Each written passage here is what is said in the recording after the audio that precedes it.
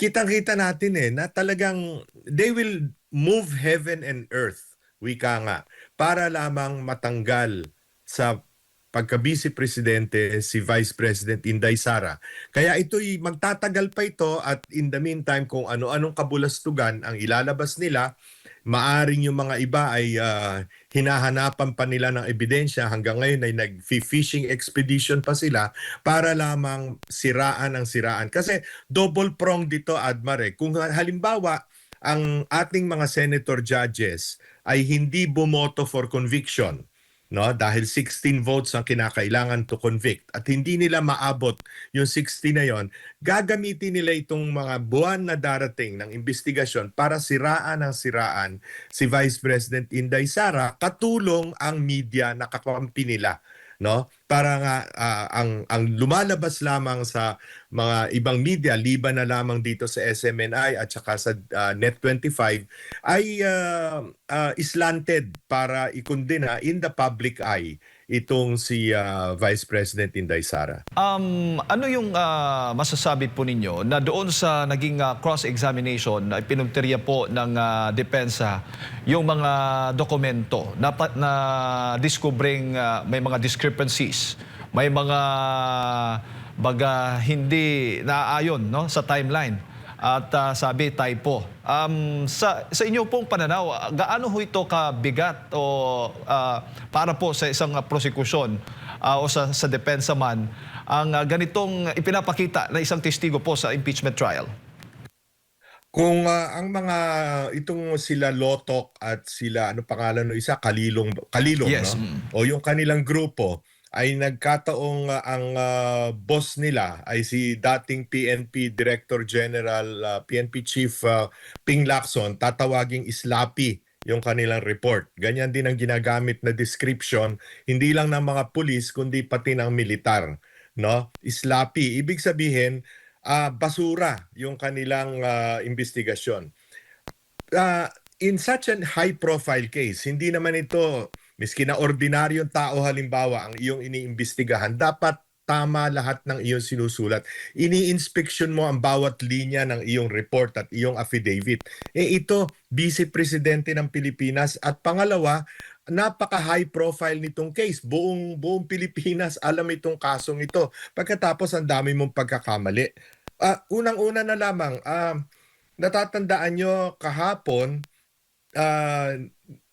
nirush nila yung kanilang investigation report pagkatapos hindi niya matandaan kung ano ang nangyari noong February 5, 2025. Lahat tayo alam natin kung ano yung nangyari noong February 5, 2025. Siya na NBI, siguro Director 3 ito, Director 4 ang rango. Abogado pa. Mataas na yan. Susunod dyan, ASEC na. Hindi niya matandaan, hindi niya raw alam kung ano nangyari noong February 5. I mean, sino niloko nito? No, halatang halata mo, hindi nga makatingin ng diretso sa camera, hindi nyo napansin, no? Talagang napakasama ng investigasyon at halatang halata na from the very beginning meron na silang conclusion na gustong mangyari, no? At pinagtagpi-tagpi na lamang yung mga video sequences, pinagtagpi-tagpi na lamang yung mga statement ni Vice President Inday Sara to come up with what they call a prima facie evidence against her, no? Miski sinong piskal itatapon ito, kaya nga miski DOJ napahiya kasali rin naman ng DOJ dyan sa pagdiin kay Vice President Inday Sara, pero miski sila napahiya doon sa unang report kaya ibinalik at humihingi ng additional evidence. Opo. At bukod pa dyan, Sir Dito, madagdag ko lang din, yung pag-amin po ng, ni Attorney Lotok na gumagamit po sila ng templated na mga affidavits o template affidavits na may magkakahawig po, no? Na maling spelling, na-discover po yan. Tulad po nung yung mama na sinasabi po doon sa affidavits para po sa iba't ibang agents. Sa tingin po ninyo, ito po ay minadaling demolition job o talagang standard operating procedure na ng ahensya? Ang lahat ng ito ay demolition job from the very beginning. Ito'y matagal na pinlano. It is a conspiracy from the very top of government, no? Mag-umpisa doon sa pag-alok ng confidential funds galing sa Office of the President, tinransfer sa Office of the Vice President. Doon pa lamang, ang problema nga nito mukhang na-set up ang Vice President Sara na ang akala naman niya ay bukal sa damdamin o sa loob ng mga opisyal ng gobyerno, kasama ang DBM, kasama Office of the President, kasama ang ang House of Representatives ng pangalawang taon, na mabigyan siya ng confidential at intelligence funds para magamit niya upang mas mabuti niya, maigi niyang mapadala ang kanyang mga serbisyo sa ating taong bayan. Pero ito'y mukhang na-trap siya. At kaya alam na alam nila ang plano, talagang conspiracy from the very top. Kanya sinundan ito ng mga Quadcom, ng public accountability hearings, na nakita rin naman natin na napaka one-sided. Dumating dun sa talagang iniipit ang Office of the Vice President at ang DepEd, to the point na ikaw man ang nasa lugar ni Vice President Inday Sara, halatang halata mo na persecution ito. This is an inquisition. Parang nung panahon ng Kastila, nung panahon ng mga hari at reyna sa Spain, na ini-inquisition ng mga Hudyo, ini-inquisition ng mga hindi naniniwala sa simbahang Katoliko, no? Ganun na sistema eh. Kaya talagang nirarush pa nila yung investigation. Isipin mo, November 23 ng madaling araw nang magsalita si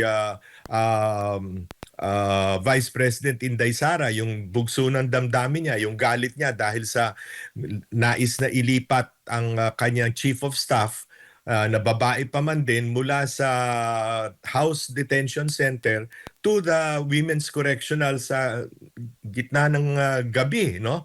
Sa madaling araw. So talagang sinadyaan lahat ng ito, no, para mapikon, magalit, no, si Vice President Inday Sara, at magkaroon sila ng dahilan para i-trigger yung first impeachment complaint na ginawa February 5. So minadali yan from November 23, 24 all the way to the Christmas vacations, all the way to January 30, yung first affidavit or IDF. Opo. At nanindigan pa itong si Attorney Lotok na may real and actual threat nga daw. Umano itong banta ni VP Sara, gamit daw yung 4 na batayan, yung kanyang manner, yung kanyang literal meaning, yung toxic relationship, at yung nature ng kanyang instruction, Sir Lito.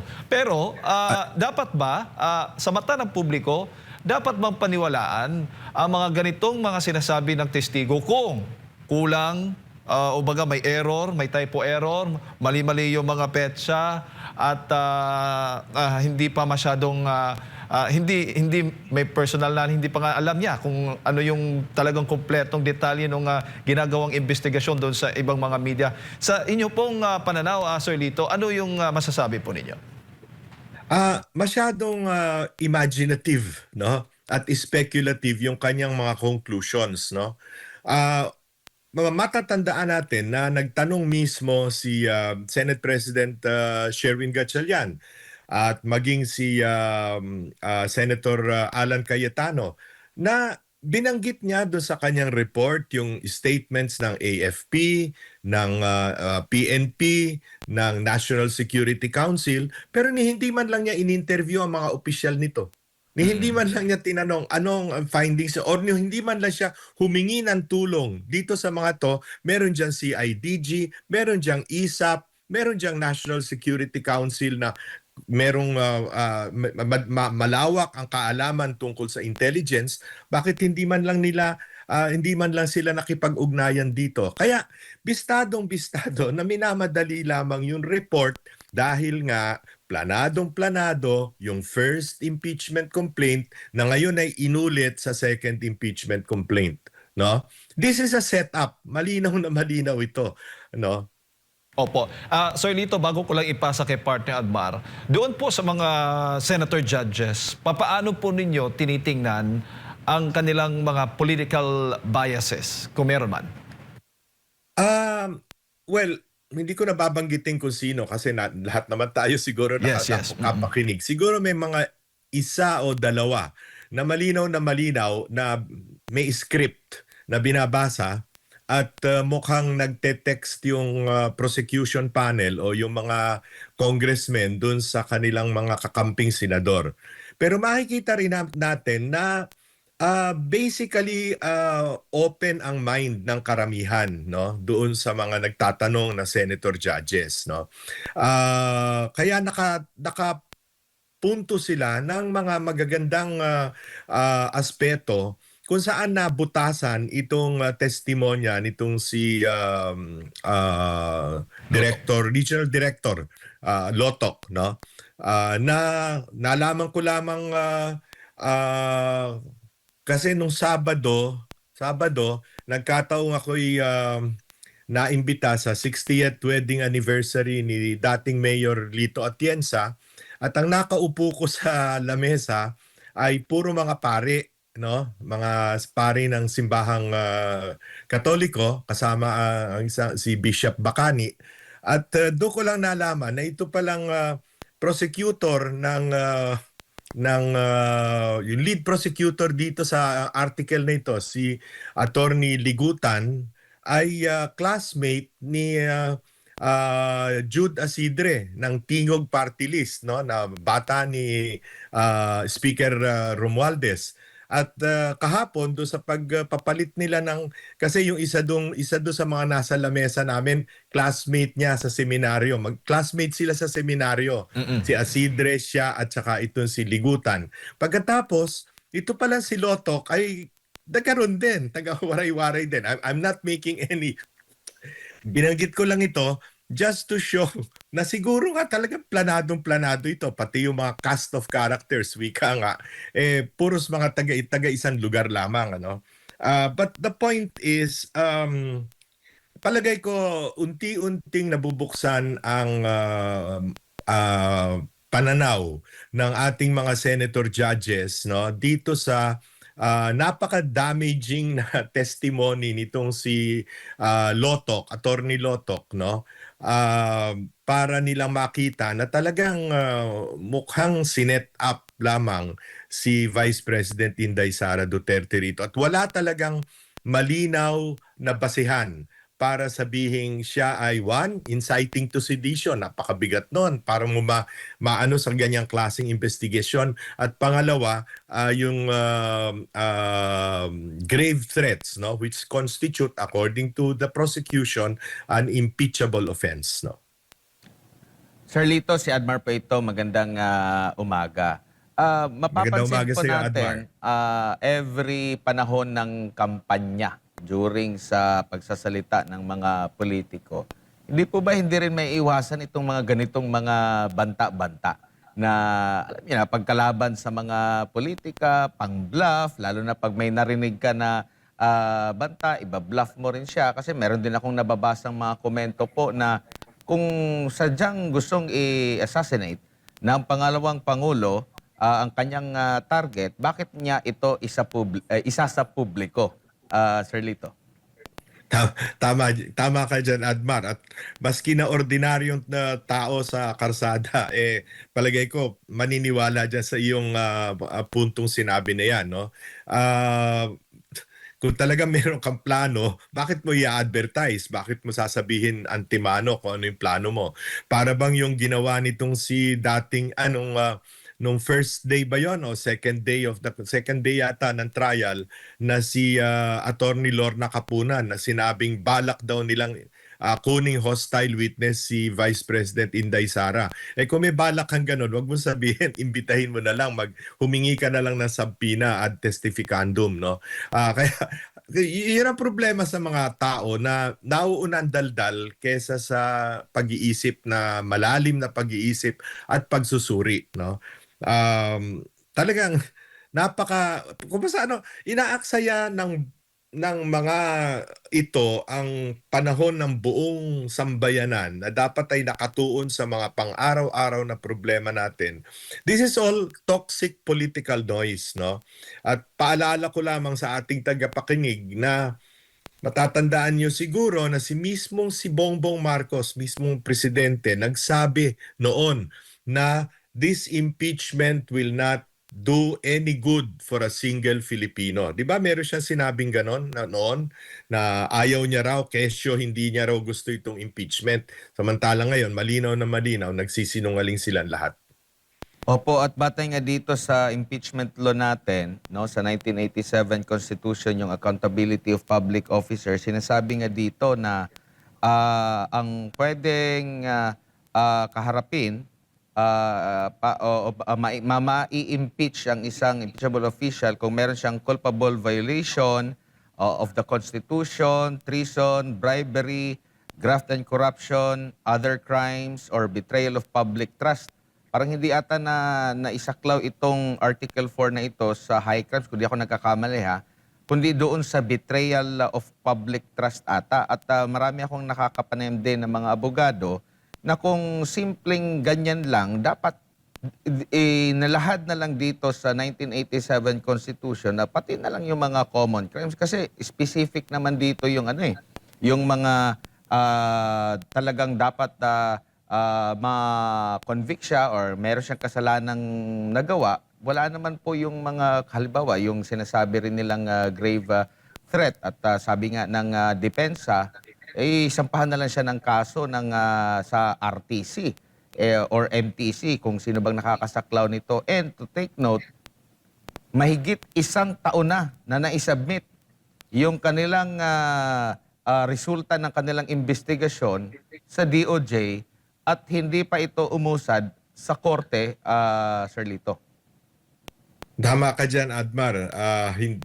Bakit binaliwala hanggang ngayon ng DOJ yung investigation report at affidavits nitong NBI, no? Wala pa sila isinasampa unless this is all part of a plan na talagang impeachment ang gagamitin. Hindi yung papanagutin si Vice President Inday Sara for grave threats, kundi gamitin ito, i-elevate ito sa impeachment trial dahil ang kanilang gusto lamang mangyari ay ma-disqualify siya na tumakbo sa 2028 presidential elections. Dahil sa malakas ang kanyang mga popularity, hanggang ngayon mataas ang kanyang popularity numbers, samantalang pabagsak ng pabagsak ang popularity at approval at trust rating ni Pangulong BBM. So talaga ang intensyon lamang ay mawala siya sa eksena, no? In the same way na inalis nila rito si Pangulong Rodrigo Duterte at itinapon doon sa ICC na labag sa sarili nating batas maging sa mga patakaran ng ICC, no? So all of this is political. Yun na nakakainis dito sa mga nangyayari sa ating bansa, Admar, no? Isinasakripisyo ang kalagayan ng ekonomiya, ang kalagayan ng bawat isang mamamayan para lamang sa politika, para lamang manatili sila sa kapangyarihan at manatili rin sila sa pagnanakaw sa kabangbayan. Opo, dito naman po sa pagbabatay, kung pagbabatayan po natin yung mga sinasabi ng mga witness, yung mga nasa prosekusyon, lalo na yung mga aligasyon or mga pumupuna dito sa pangalawang Pangulo, may isasantabi ba natin na wala talagang kamay ang ehekutibo, lalo na ang Pangulo, sa mga kasong kinakaharap ng pangalawang Pangulo? Na parang ginagawa naman nila tayo mga tanga para mangyari ito. Unang-una, dun sa unang impeachment trial, sino unang-unang pumirma? Anak ng Pangulo. Sino huling-huling pumirma? First cousin ng Pangulo, noon ay speaker pa. Pagkatapos dito sa pangalawang impeachment trial, kitang-kita naman natin dun sa ginawa parang mini trial nitong si attorney Congresswoman Jervy Luistro. Kitang-kita naman natin kung paano pinatakbo yung investigasyon, no, yung preliminary investigation so-called doon sa Committee on Justice na ngayon ay mas marami ang pumirma, 257 ba o something like that, no? 257 na batay sa mga sinasabi ng kapwa congressmen nila katulad ni Congressman Egay Erice ay mukhang may pabuya para ka pumirma, no? At yun na nga na-discover na natin yung flood control projects, no, noong 2023, 2024 and 2025 budgets. Siguro ngayon farm to market roads naman ang paggagalingan ng kanilang mga pabuya, no? This has become so much of a criminal conspiracy against the interests of the Filipino people. Opo, agad po na depensa ng administrasyon ay walang halong politika ito, lalo na yung mga sumusuporta kay Vice President Sara Duterte, nagiging kritiko ng administrasyon na maraming kinakaharap na kaso, nakakulong na ngayon, meron pang bantang ikukulong yung iba, pero sasabihin ng administrasyon, lalo na Malacanang, na walang halong politika ito. Paano maging kapanipaniwala ang ganitong pahayag po, Sir Lito, sa mga pangyayari po ngayon para paniwalaan natin sila na walang halong politika at nagkataon lamang ang lahat? Unang-una, nakita natin kung paanong si Presiding Officer Senator Chis Escudero ay sinabihan, inakusahan na hindi lamang doon sa nitong si Yusek Romy Bernardo na ngayon ay state witness, no? At na-implicate din doon sa mga sinabi ng mga Marines, ex-Marines, ex-sundalo tungkol sa mga delivery ng maleta, no? Na tinakot ng tinakot at nung bumigay ngayon ginawa pang presiding officer. So meron ka ng presiding officer na bagamat so far dahil matalino naman yan, bigay na natin sa kanya yon kay Senator Chis Escudero at magaling na mga abogado yan. Pero at the end of the day, hindi mo matatanggal yung duda o yung agam-agam na kasi merong sword of Damocles over his head. Ganun din si Senator Joel Villanueva. Sabi ng ombudsman, sa loob ng 2 linggo, magsasampa na kami ng kaso. O 2 buwan na po ang dumaan sa ombudsman Boying Rimulya. 2 buwan na po. Nasan yung kaso? Pero in the meantime, tumalo na doon sa kabila, no? Si Senator Marcoleta, walang kakwenta-kwentang kaso na ginawang plunder imbis na graft, no? Kitang-kita natin na talagang they will move heaven and earth, wika nga, para lamang matanggal sa pagka-vice presidente si Vice President Inday Sara. Kaya ito'y magtatagal pa ito at in the meantime kung ano-anong kabulastugan ang ilalabas nila, maaring yung mga iba ay hinahanapan pa nila ng ebidensya hanggang ngayon ay nag-fishing expedition pa sila para lamang siraan ang siraan. Kasi double prong dito, Admar. Kung halimbawa ang ating mga senator judges ay hindi bumoto for conviction, no, dahil 16 votes ang kinakailangan to convict at hindi nila maabot yung 60 na yon, gagamitin nila itong mga buwan na darating ng investigasyon para siraan si Vice President Inday Sara, katulong ang media na kakampi nila, no? Para nga ang lumalabas lamang sa mga ibang media liban na lamang dito sa SMNI at saka sa Net25 ay slanted para ikundina in the public eye itong si Vice President Inday Sara. Napaka-unfair ng ginagawa. Ang politika dapat merong tawag sa Kastila, hugar limpyo yung patas na laban. Dito sa gobyerno natin walang patas na laban Everything is always one-sided. Opo, at nakikita nyo rin po ba, Sir Lito, na sakaling i-impeach nila ang pangalawang Pangulo, lilipat na sa kanila ang mga supporter ng pangalawang Pangulo kung sino man yung kanila pong magiging pambato, o baka naman, under pa rin ni Vice President Sara Duterte, mga galing sa suporta niya, doon lilipat yung mga supporter niya? Primero sa tanan, Admar, kitang mga Bisaya, kitang mga taga Mindanao, dili man kita mo uyon sa kining mga gihimo nila kontra kang Inday Sara. That is 33.5% of the vote. Hindi ko pa binibilang ang mga Bisaya at ang mga taga Mindanao na nakatira sa Luzon, no? Yun hindi matitinag yon sapagkat nakita nila, no, kung paano inapi ang kaya na sabihin na natin kapwa nila Bisaya at kapwa nila tiga Mindanao na si Inday Sara at maging ang siguro hindi ako nagkakamaling sabihin na ang pangulo na pinakamahal ng taong bayan, hindi lamang ng Bisaya at Mindanao, kundi ng pati ng mga taga Luzon at taga NCR na kanilang sinuko, itinapon, ikinidnap at pinadala doon sa Den Hague. Hindi kayang makalimutan ng taong bayan ang ganyang kalalang kasamaan. Opo, dito naman po sa nakatakdang SONA ng presidente, ano po kaya sa tingin ninyo, sa assessment po ninyo sa nakalipas na isang taon na ang kanya pong ipagmamalaki? Well, balita ko unang-una, inumpisahan niya itong rigodon o pagtanggal ng ilang mga opisyal sa kanyang kabinete na bagamat sangkot sa mga kung ano-anong akusasyon ng katiwalian ay hindi tinatanggal kundi pinagre-resign dahil may sakit o kaya nire-recycle, no? From one position to another position. Sasabihin niyang paglilinis ng pamahalaan yan, good governance kuno, no? Pangalawa, siguro, at ito'y mga bali-balita na nasasagap natin, meron daw mga ilang congressman na sasampahan ng kaso ng patungkol dito sa flood control scandal para naman hindi kahiya-hiya na ibalik sa kanya yung kanyang mga katagang mahiya naman kayo na binitiwan niya noong nakaraang SONA.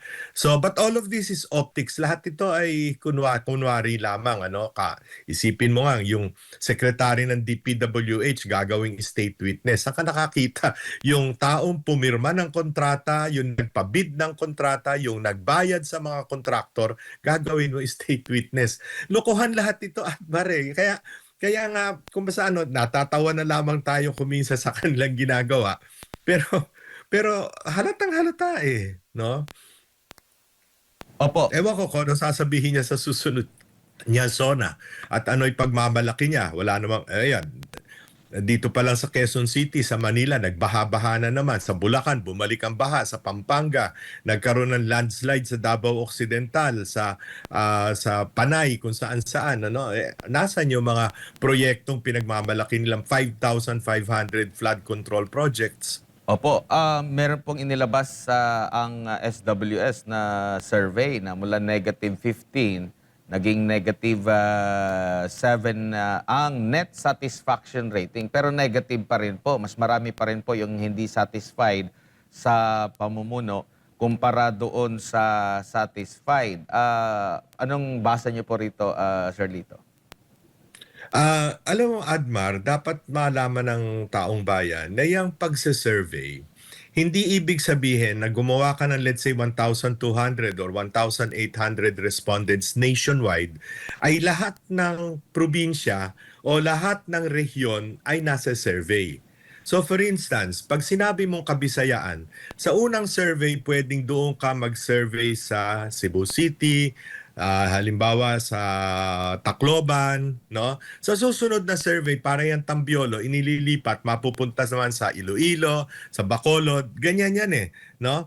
At kung kakargahan mo yung halimbawa yung Ilocos, dadagdagan mo ang isa-survey mo doon, hindi naman nalalaman ng taong bayan kung paano talaga yung mechanics ng pagsisurvey. Kaya kung matatandaan mo noong 2025, lahat sila, Pulse Asia, SWS, WR numero, ano pa ba yun? Kung sino-sino pa, Tangere. Lahat sila, ibang-iba ang kanilang naging prediction ng survey compared sa naging resulta. Ang tumama lamang si Malutikia, yung kanyang publicus. Di ba? Na sinabi niya kung sino ang mananalo at sino matatalo doon sa senatorial survey. Siya lamang ang tumama. Hindi ko pinagbibintangan ng bias ang mga yan. Ang sinasabi ko lamang, hindi mo kayang kunin ang pulso ng buong bansa, no?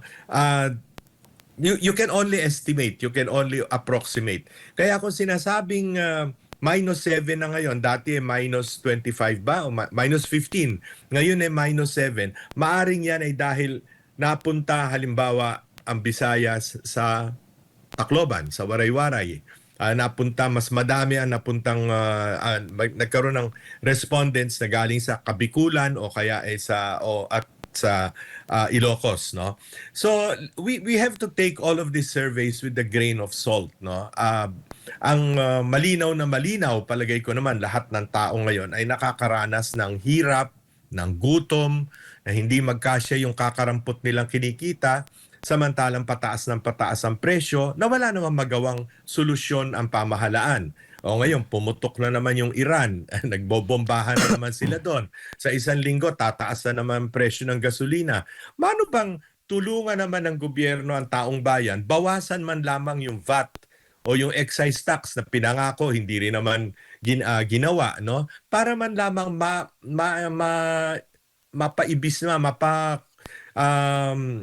medyo makabawas naman, no, sa gastusin ng taong bayan at sa pagtaas ng presyo ng pangunahing mga bilihin, no? Opo. Wala eh.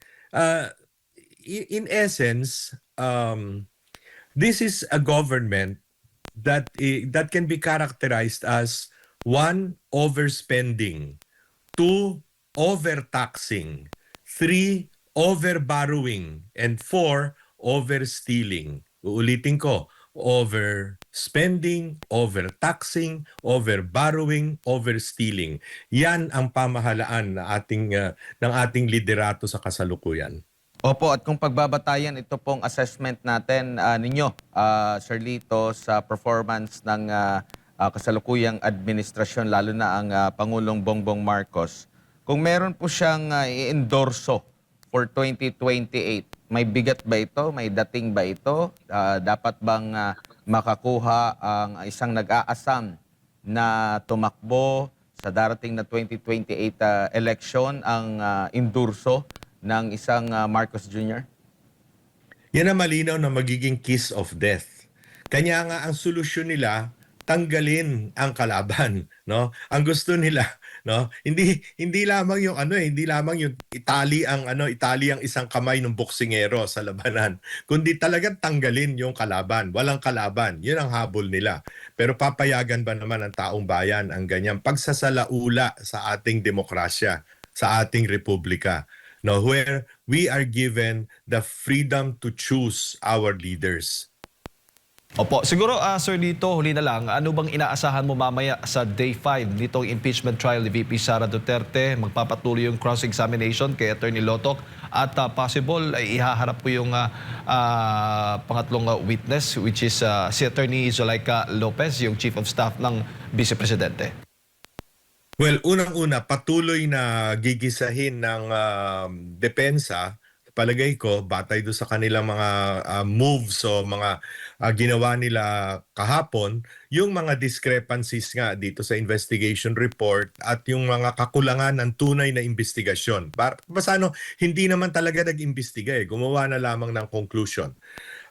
Dapat din siguro malaman ng taong bayan na itong si Attorney Lotoc, kasama nitong si, anong pangalan nito?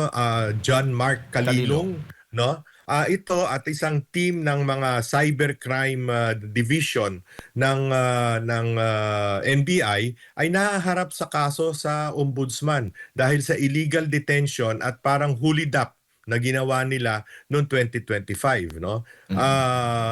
Kung saan may mga teacher na Chinese nationals na kanilang hinuli at pagkatapos ay di umano inaakusahan sila na trying to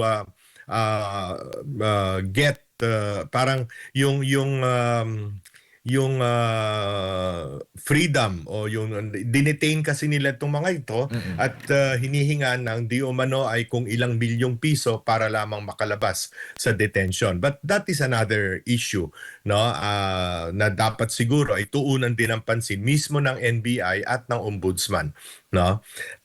Pero dito kay Zulaika Lopez, hostile witness ang hindi defense ang humingi na ito'y maging testigo, ang humingi ay ang prosecution na palagay ko gagawin nila ang lahat para i-pin down si Zuleika Lopez, para makakuha sila ng, again, to create the impression na talagang seryoso yung di umano ay threat ni Vice President Inday Sara at pero ako naman ay kumpiyansa na kayang-kaya ng depensa na again sa cross-examination kay Zuleika Lopez ay lumabas ang katotohanan na ginipit ng todo-todo itong si Zuleika Lopez na siyang ikinagalit na rin ng ating Vice President. Opo, at lumilinaw na rin po yung mga pahayag doon, no, ng Vice Presidente na sila'y magsasalita sa right venue. Ito na ho ba yung nakikita natin? Kasi noon, kung